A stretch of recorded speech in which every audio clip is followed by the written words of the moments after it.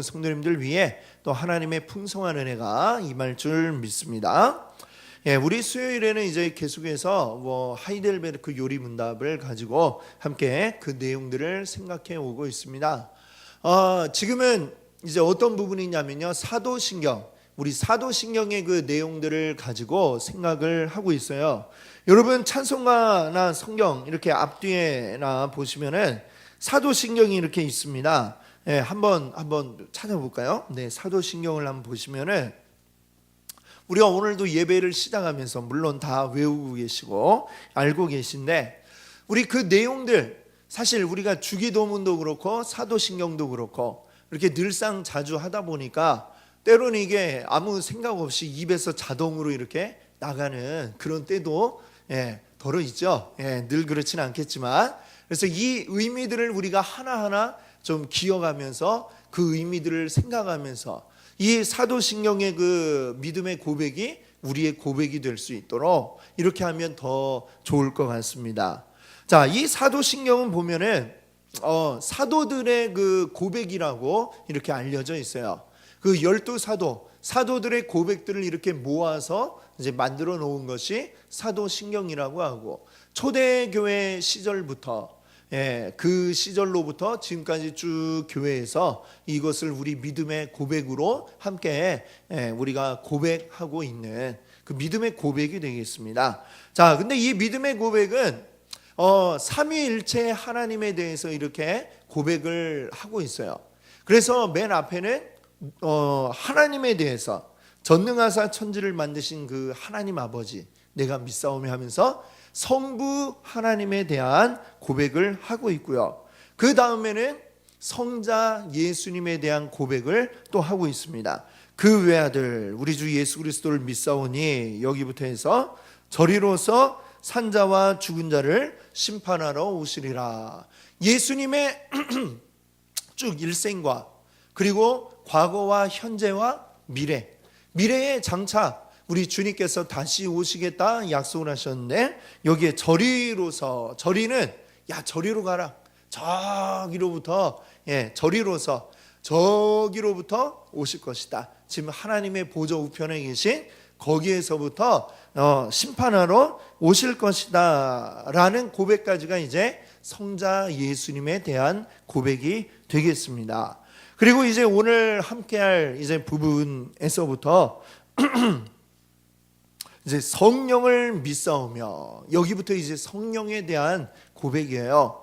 자, 근데 성령을 믿사오며 그 성령 하나님을 우리가 믿는데, 쭉 이제 앞에서부터 고백을 했죠. 성부 하나님, 성자 예수님, 또 성령 하나님 믿습니다. 근데 성령 하나님에 대해서는 우리가 어떤 것들을 믿느냐 하면, 성령 하나님이 하시는 일들이 그 뒤에 이제 쭉 나오고 있어요. 그 중에 이제 오늘 우리가 먼저 살펴볼 것은 거룩한 공회와, 거룩한 공회라고 이렇게 이야기를 하고 있는데요. 거룩한 공회는 뭐냐? 이것은 뭘 얘기하는 거냐면 곧 교회를 이야기하는 것입니다.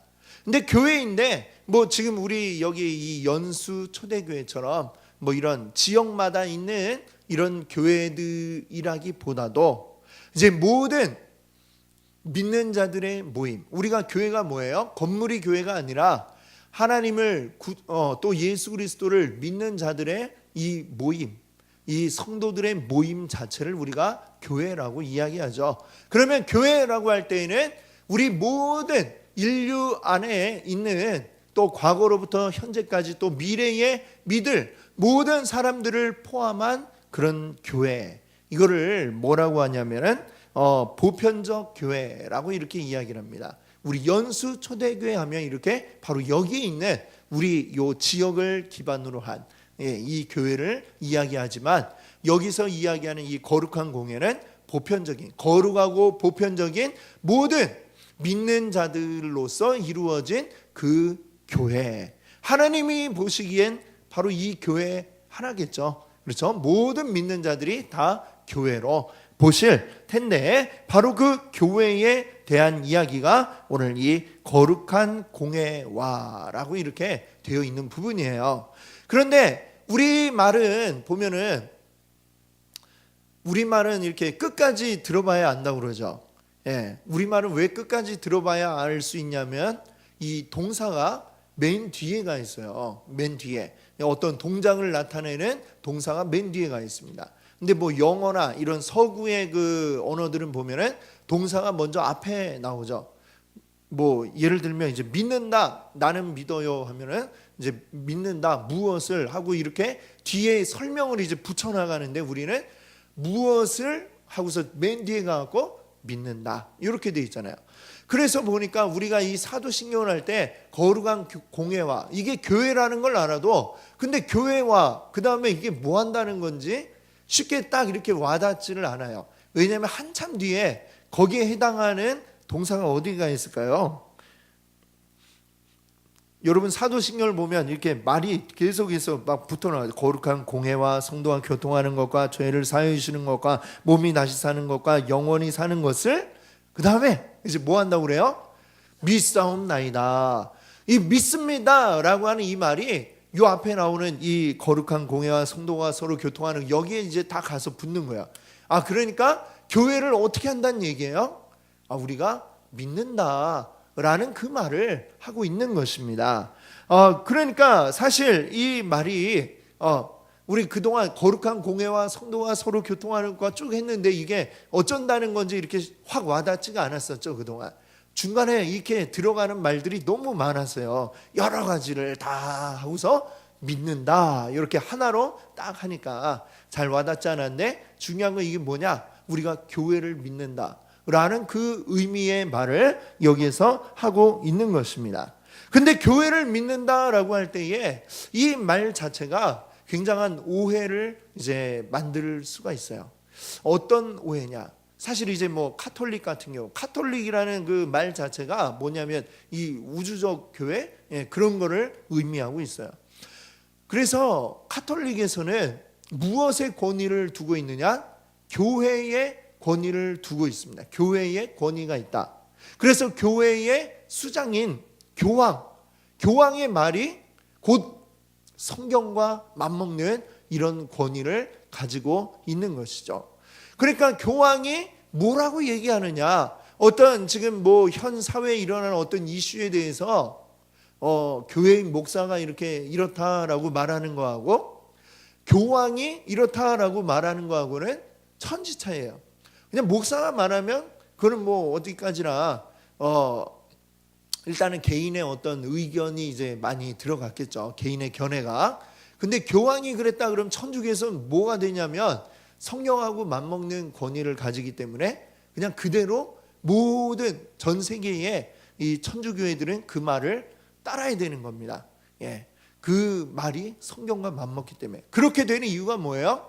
교회를 믿는다는 말을 사실 좀 오해하고 있는 것이다 이렇게 이야기할 수가 있겠죠. 그래서 한마디로 교회라는 게 우상화가 되었다 이렇게 우리는 이야기할 수 있습니다. 그래서 교회 자체를 우리가 믿는다는 것이 아니라 어떤 그 교회를 이루고 있는 사람들은 어디까지나 사람인데 그 사람을 우리가 믿을 수 없는 것이죠. 그러면 이 교회를 믿는다라고 하는 이 표현이 무엇을 의미하고 있을까? 이거를 좀 우리가 잘 생각해 봐야 되겠습니다. 바른 개념을 우리가 가지는 게 필요하겠죠. 자, 그럼 교회가 믿음의 대상이다라고 할 때 무언가를 믿는다라고 하면은 믿는다는 것은 사실 어떤 의미를 가지고 있냐면요. 이 교회를 믿습니다라고 하면 교회가 우리에게 어떤 보여지는 실체가 아니다라는 것을 의미합니다. 교회가 보여지지 않기 때문에 그렇기 때문에 우리는 믿는다라고 이렇게 표현을 하는 거죠. 우리 하나님도 우리에게 보여지지 않기 때문에 하나님을 믿습니다라고 이렇게 고백을 할 수 있는 거죠. 보여지면 안 믿을 수가 없는 거죠, 그거는. 그렇죠? 그럼 교회도 이제 그런 의미로 우리가 생각할 수 있어요. 쭉 말씀드렸듯이 교회는 우리에게 보이는 어떤 건물이나 또 어떤 드러나는 실체가 아니라 우리 연수초대교회라고 할 때에도 이 건물 자체가 아니라 이 교회를 이루고 있는 우리 교회의 모든 지체를 이루는 성도들의 그 모임이기 때문에 이것은 눈에 보이는 게 아닙니다. 그렇기 때문에 우리는 여기에 믿음이라는 말을 이제 사용을 할 수가 있는 것이죠. 다시 얘기하면 우리가 교회라고 할 때 눈에 보이는 어떤 것들이 우리에게 많이 떠오릅니다. 우리는 이 육신을 가지고 살아가니까 우리 감각적으로 경험할 수 있는 것들을 우리가 많이 생각하고 떠올리겠지만, 그러나 우리 눈에 보이는 게 교회의 전부가 아니다, 또 이렇게 말할 수 있겠죠. 눈에 보이지 않는 부분이 있다라고 하는 것입니다. 자, 그러면 우리가 교회를 믿는다라고 할 때에 교회에 무엇을 믿느냐라는 게 이제 문제가 되겠죠. 교회에 무엇을 믿느냐? 오늘 그 54문의 답을 보면은 뭐라고 했냐면요. 나는 하나님의 아들이 세상의 처음부터 마지막 날까지 모든 인류 가운데서 영생을 위하여 선택하신 교회를 이라고 이렇게 표현하고 있죠. 하나님의 아들이 선택하신 교회다라고 이렇게 이야기를 하고 있습니다. 자, 이게 무엇이냐? 즉 교회는 우리가 모여서 만든 게 아니에요. 또는 목사가 만든 게 교회가 아니에요. 교회는 누가 세우신 거라고요? 하나님, 그리고 그 아들 예수 그리스도가 직접 선택하여서 세운 게 바로 교회다. 하나님이 세우신 기관이 교회다라고 이렇게 말씀하고 있는 것입니다. 그래서 이 교회는 하나님이 세우셨기 때문에 우리가 믿음으로만 알 수가 있는 것이죠. 하나님과 관련된 것들을 우리가 믿음으로 알 수 있지 우리가 감각적인 어떤 경험으로 알 수 있는 게 아니다라는 것을 우리가 기억해야 되겠습니다. 그럼 이 교회에 대해서 이제 고백하고 있는 것들이 있는데, 교회의 그 두 가지가 있는데요. 뭐냐면 교회의 거룩성과 그리고 교회의 보편성, 이 두 가지를 말씀하고 있습니다. 자, 교회의 거룩성이란 무엇이냐? 이 교회는 거룩하다라고 하는 것이죠.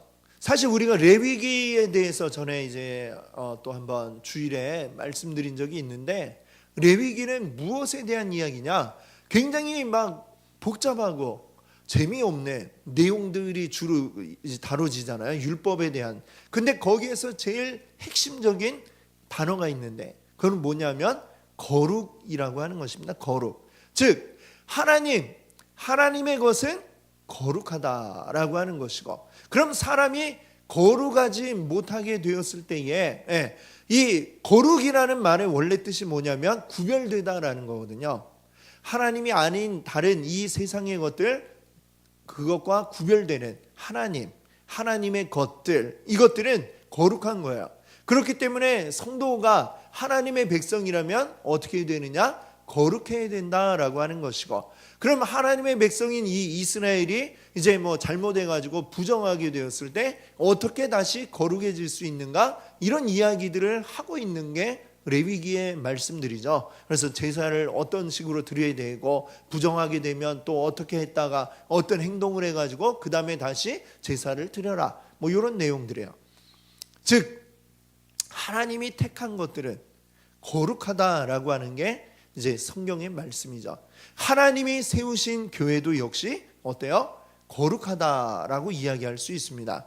그러면 그 교회, 이 거룩한 교회를 이루고 있는 하나하나의 지체를 이룬 우리들 역시 어때요?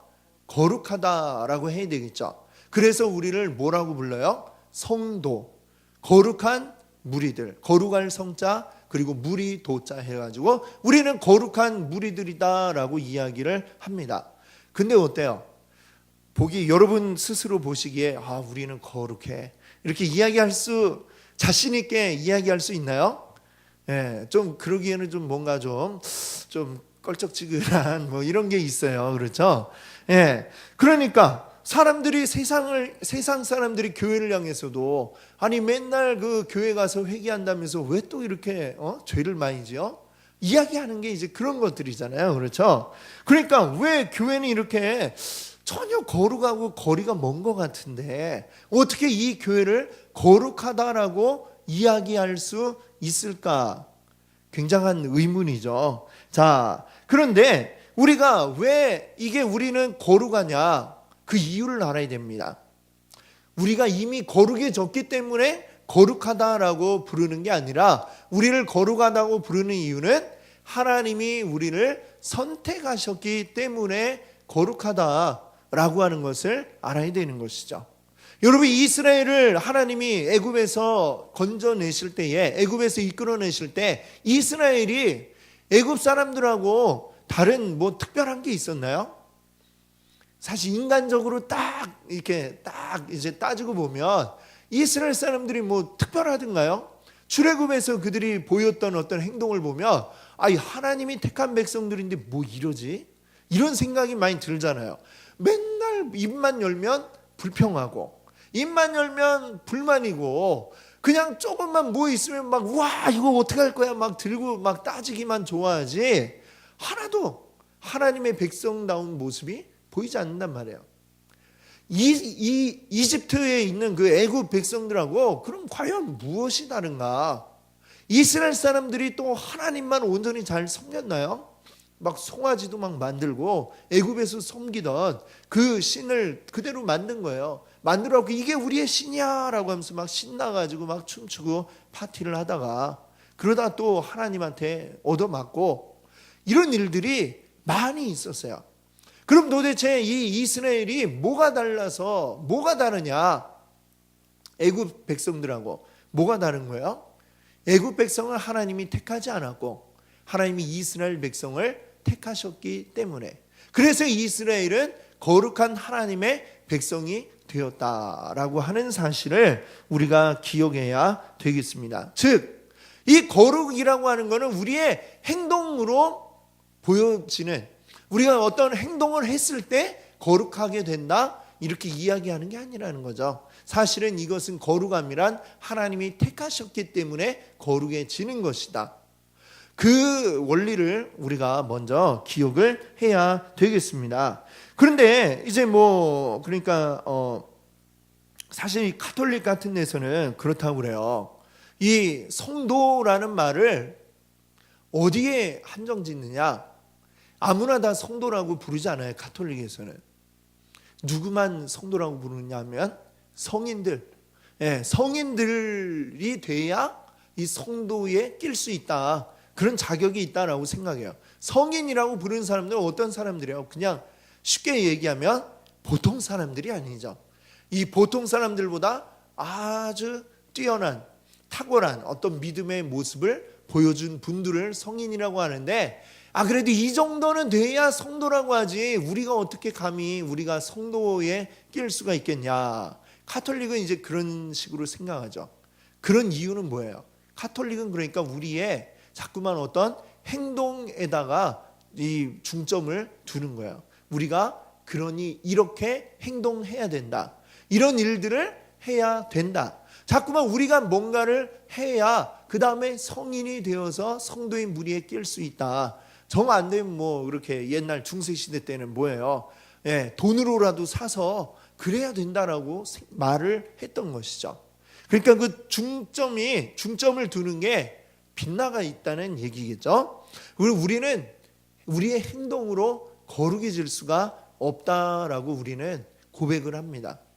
우리는 절대 거룩해질 수 없어요. 그러나 하나님께서 우리를 택하셔서 우리를 거룩하게 만들어 주셨고, 그 결과로 아무리 봐도 나는 부족하고 연약하지만 그럼에도 불구하고 하나님이 나를 이 거룩한 무리에 속하게 해주셨고, 나로 하여금 이 거룩한 교회를 이루는 지체가 되게 해주셨다. 이 점을 오늘 우리가 기억할 수 있기를 바랍니다. 그래서 오늘 아까 함께 읽었던 베드로전서 2장 9절 말씀이 있죠. 자, 베드로전서 2장 9절 다시 한번 같이 읽어볼까요? 자, 같이 한번 읽어보겠습니다. 그러나 너희는 택하신 족속이요 왕같은 제사장들이요 거룩한 나라요 그의 소유가 된 백성이니 이는 너희를 어두운 데서 불러내어 그의 기이한 빛에 들어가게 하신 이에 아름다운 덕을 선포하게 하려 하심이라. 아멘. 여기 보니까 뭐라고 했어요? 너희들은 택한 족속이다. 그리고 왕같은 제사장이고 그 다음에 뭐라고 그랬어요? 거룩한 나라요, 그의 소유된 백성이다. 이 한마디 한마디들이 사실은 다 같은 이야기죠. 우리를 향한 이야기입니다. 우리는 하나님의 택한 족속, 왕같은 제사장, 거룩한 나라고 하나님의 소유된 백성이다 라고 이 말씀을 하고 있죠. 이것들이 다 같은 이야기예요. 우리는 하나님이 택했어요. 그래서 우리는 거룩합니다. 그래서 우리는 하나님의 소유가 됐고, 그래서 우리는 하나님의 교회가 되었다라고 하는 것이죠. 그래서 이 교회는 어떻다고요? 거룩하다라고 이렇게 말씀하고 있는 것입니다. 우리의 모습을 보면 너무나 부끄러울 때가 많죠. 너무나 연약할 때도 많고, 오늘날 보면 성도들이 특별히 뉴스를 보면 이렇게 우리나라 장로님들이 또는 목사님들이 많은 범죄를 하는 것들을 너무 자주 보죠. 그걸 보면 참 세상 사람들이 교회를 비난하는 게 참 맞을지도 몰라요. 어떻게 이렇게 너희들은 오히려 죄를 더 많이 짓고 다니냐라고 할지도 몰라요. 그럼에도 불구하고 그렇다고 우리가 뭐 죄를 그렇게 잘 짓자, 즐겨 짓자 이런 이야기는 아니지만, 그 죄가 있다 하더라도 그러나 우리는 그것으로 거룩해지는 게 아니고 우리는 하나님의 택함을 받았기 때문에 이 교회는 거룩하다. 이 교회는 비록 우리가 죄가 많이 있다 할지라도, 우리 가운데 죄의 모습 지은 자들이 있다 할지라도, 그러나 여전히 교회는 거룩한 것을 여러분들 믿으시기 바랍니다. 그리고 우리가 거룩하니 그 다음에 어떻게 되겠어요? 거룩한 자답게 살아가려고 우리가 힘써야 되겠죠. 적어도 이렇게 뉴스에 나올 만한 큰 죄를 짓는 일들은 하지 않아야 되겠죠. 그런 일들이 더 계속해서 우리가 이루어져야 됩니다. 난 거룩해, 뭘 해도 거룩해 하고 이제 그냥 막 멋대로 사는 게 아니라 거룩한 자답게 살아가려는, 그래서 우리 교회 표어같이 계속해서 자라나는 이 일들이 우리 안에 이루어지기를 바랍니다. 아멘. 자, 이 교회에 대한 그 고백 두 가지가 있다고 그랬죠. 하나는 거룩하다는 것이고, 또 하나는 뭐냐면 보편성을 가지고 있다. 보편성을 가지고 있다라는 이야기예요. 그 이야기는 사실 여기에 있는 교회나 아니면 미국에 있는 교회나 아니면 아프리카에 있는 교회나 다 하나님 안에서 같은 교회라고 하는 것이죠.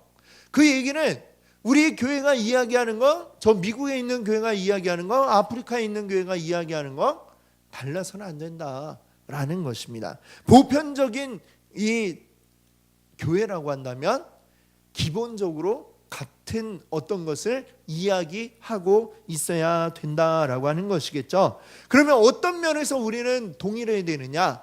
적어도 우리의 믿음에 있어서는 동일해야 우리가 하나의 교회다라고 이렇게 이야기할 수 있는 것입니다. 믿음이라는 건 뭐예요? 결국 우리의 본질이라고도 이야기할 수 있겠습니다. 교회의 제일 중요한 부분, 이 믿음이 다르면, 믿음이 달라버리면 우리가 교회라고 이야기할 수 없겠죠.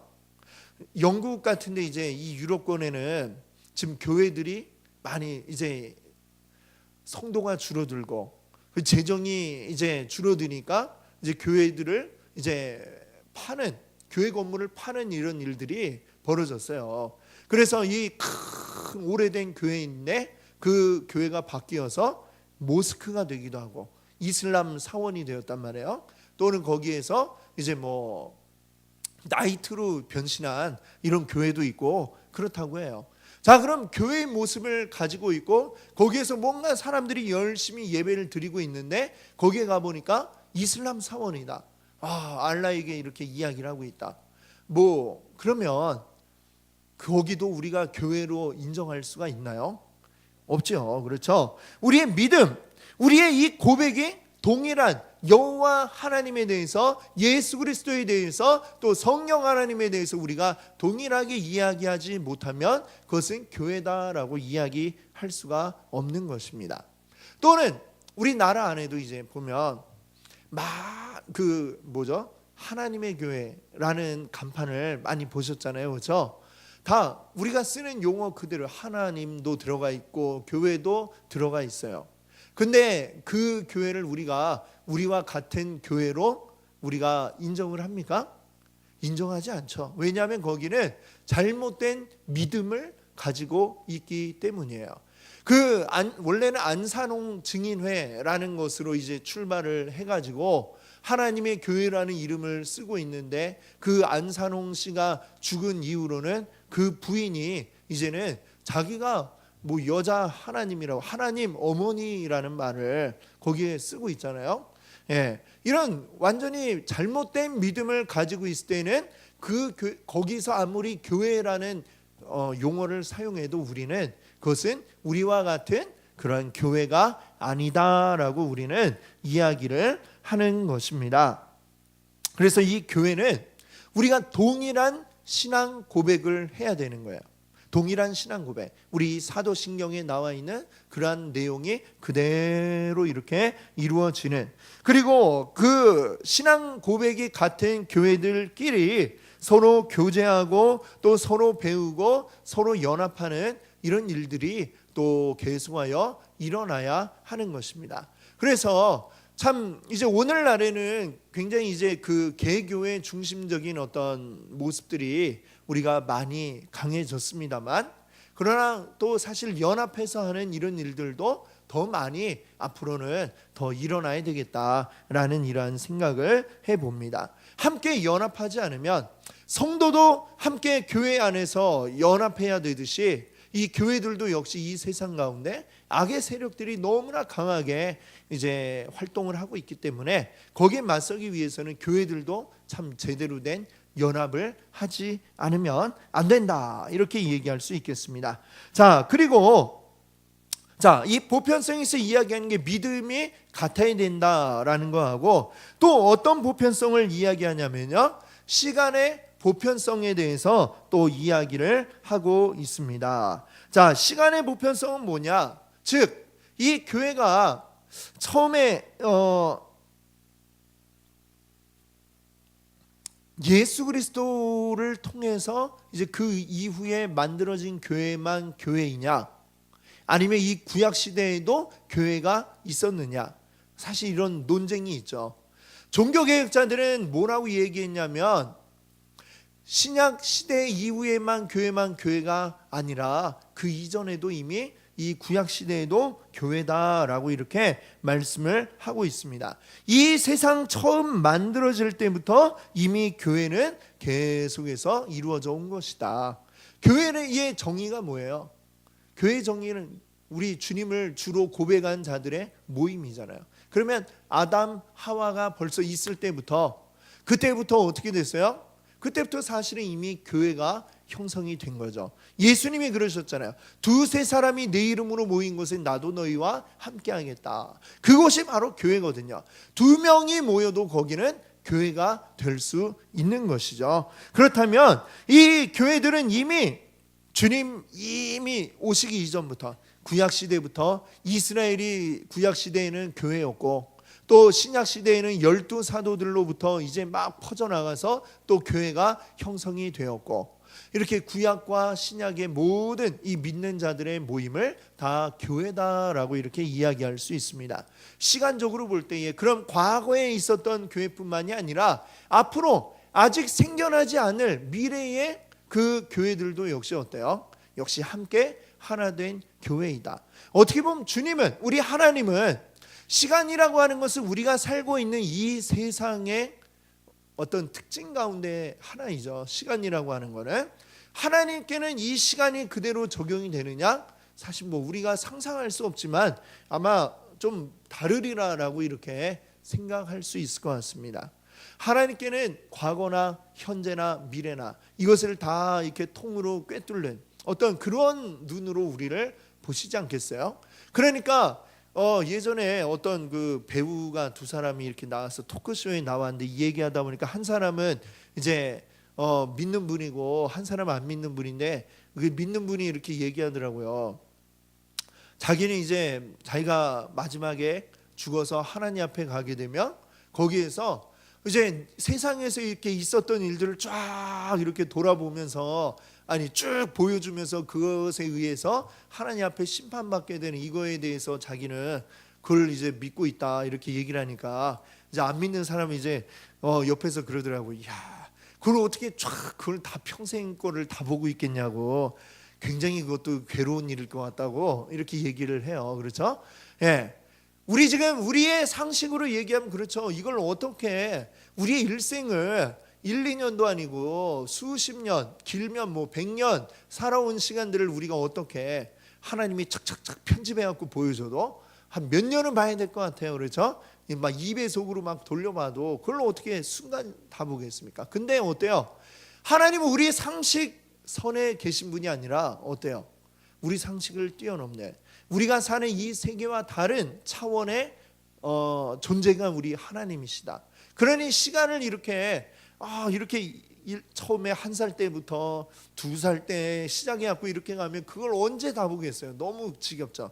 근데 하나님은 그거를 쫙 이렇게 한눈에 꿰뚫어가지고 관통해서 보시는 그런 차원이 하나님께는 있겠죠.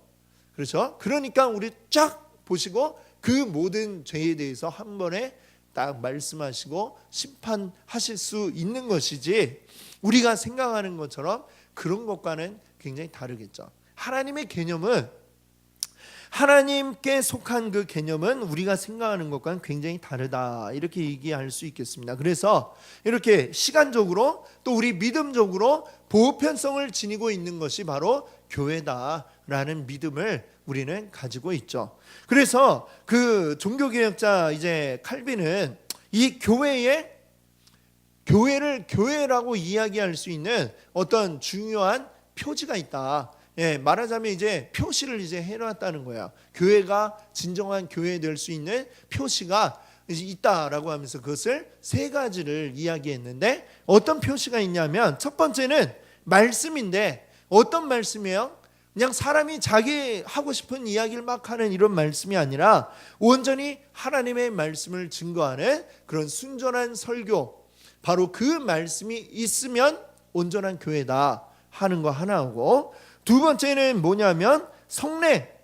이 성례가 온전하게 주님이 우리에게 주신 그러한 방법대로 온전하게 이루어지는가 하는 것, 요 2개가 있고요. 세 번째는 뭐냐면 칠의를 바르게 실시해야 한다라고 이렇게 얘기하고 있습니다.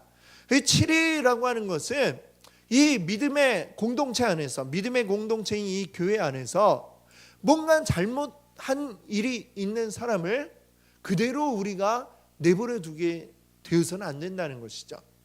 근데 그것이 뭔가를 칠의, 징계 막 이렇게 얘기하니까 굉장히 좀 이렇게 무섭고 두려운 느낌이 듭니다만, 이 칠의의 본래 의미는 뭐예요? 잘못된 자가 있으면 바로 잡아주고 거기에 대해서 바로 잡을 수 있는 기회를 주고, 잘못됐다는 거 알려주고 잡을 수 있는 기회를 주고 그가 온전한 믿음으로 다시 돌아오도록 하는 일이 사실은 칠의입니다. 근데 이 칠의라고 하는 부분이 사실 오늘날 현대 교회에 와서는 굉장히 이제 많이 약해진 부분이 또 칠의이죠.